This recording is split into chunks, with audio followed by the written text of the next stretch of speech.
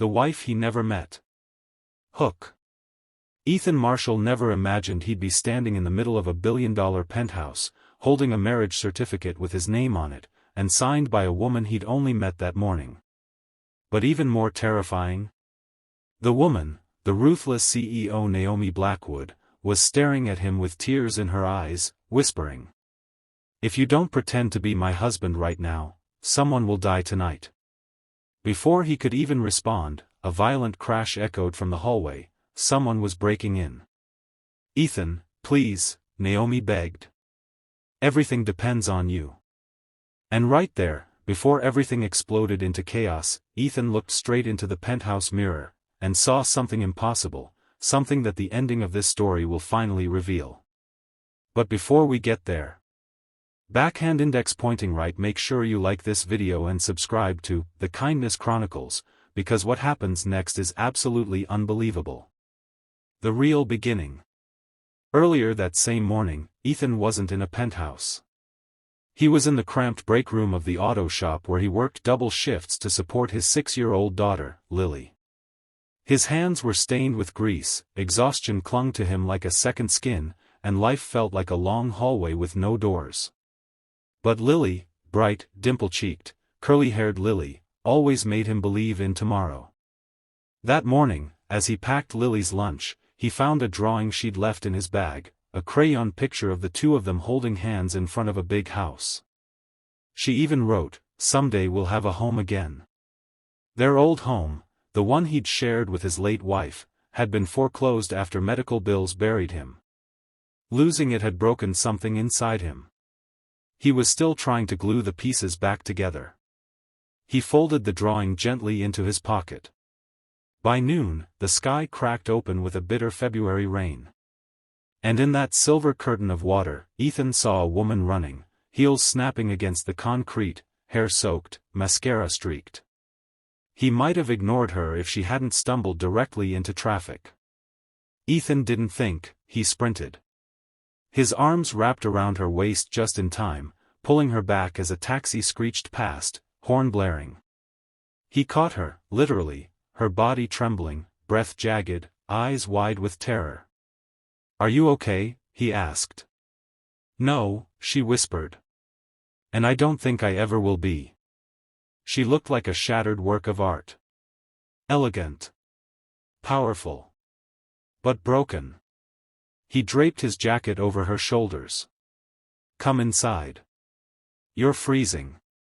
And that's how Naomi Blackwood, CEO of Blackwood Industries, one of the most feared and admired women in New York, ended up sitting in a greasy auto shop lobby, shivering under a mechanic's jacket.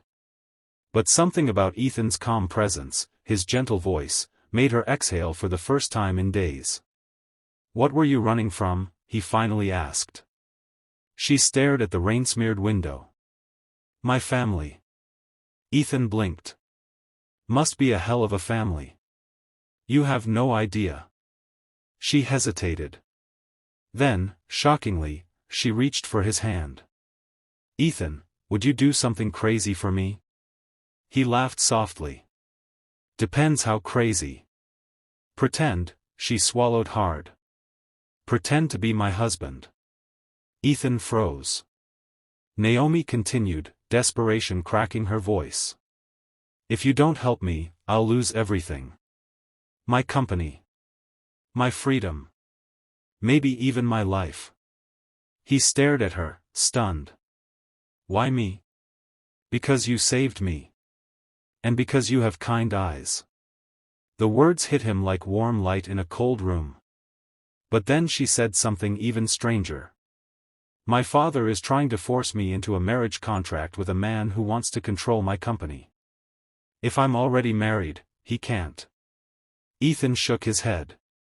"Lady, I'm just a single dad trying to keep the lights on. I don't belong in your world." But Naomi gripped his hands tighter. "I'll pay you. Enough to buy a house. Enough to rebuild your life. But I need you today. Right now. Before my father finds me." Ethan froze. A home. Lily's drawing burned in his pocket like a prophecy. But pretending to be a billionaire CEO's husband? It sounded like the beginning of a disaster. Still, something in Naomi's trembling voice made him stand. "Okay," he said softly. "I'll help you." Her relief was immediate, a fragile, trembling breath. "You have no idea what you've just saved me from." The marriage contract. The courthouse clerk didn't even blink as they signed the temporary marriage certificate. Naomi insisted her lawyers would process the rest later. Ethan felt like he was floating, like he was sleepwalking through someone else's movie. When they stepped outside, Naomi whispered, "Thank you, Ethan. You don't know how much danger you just stepped into." He wanted to ask, but a black SUV screeched to a stop in front of them. Naomi paled. "My father." Two men in suits stepped out, flanking a tall, silver-haired man with cold ocean blue eyes. "Naomi." His voice was smooth, but venomous. "Get in the car." "No," she held Ethan's hand tight. "I'm with my husband." Her father's eyes snapped to Ethan, and Ethan felt like prey suddenly caught in a predator's gaze. "Husband?" the older man hissed. "What kind of pathetic?" Ethan straightened, surprising even himself. "Sir, your daughter and I." Silence. The man raised one finger. "You have no idea what you've involved yourself in." Naomi stepped forward.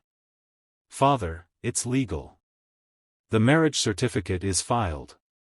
Her father gave a chilling smile. "We'll see how long that lasts." Then he leaned close to Ethan. "Boy, walk away. Or you won't live to see next week." He turned and climbed back into the SUV, slamming the door.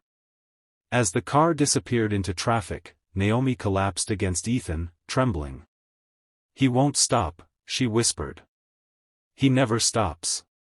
Ethan held her shoulders gently. "Why is he doing this?" "Because I'm the only child he can't control. And he needs control more than he needs family." Her voice cracked on the last word. He realized then, she wasn't powerful. Not inside. She was a bird who'd learned to build her wings out of wounded glass. And now he was tangled in the storm. The penthouse. When they reached Naomi's penthouse, an entire floor of glass, marble, and impossible views, Ethan felt painfully, embarrassingly out of place. But Lily's drawing whispered in his pocket, "Someday we'll have a home again." Naomi poured herself a trembling glass of water. "We need to stick to the plan," she said. "My father's men will come. They'll question you. They'll look for cracks in the story." Ethan rubbed his neck. "I'm not a liar." "I know." Her eyes softened. "That's why I chose you." They sat together on the couch, building their backstory, rehearsing how they met, how they fell in love.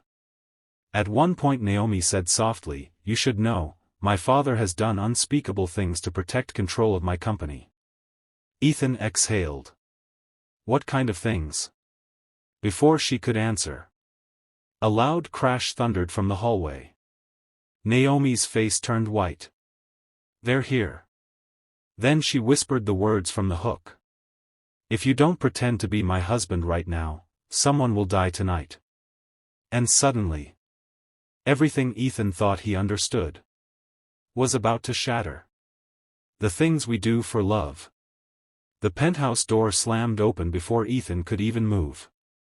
Two men stormed in, broad, armed, merciless. Naomi gripped Ethan's arm, whispering, "Stay calm. Stay with me." The taller man scanned the room. "Miss Blackwood. Your father requests your presence." Naomi straightened, her fear vanishing behind an icy mask. "Tell my father he has no authority here." The second man stepped closer. "That's not what he believes." They tried to grab her. Ethan stepped between them. "You need to leave." Both men turned slowly, as if surprised the mechanic had a spine. "And who the hell are you?" the tall one sneered. Ethan felt Naomi's hand slip into his.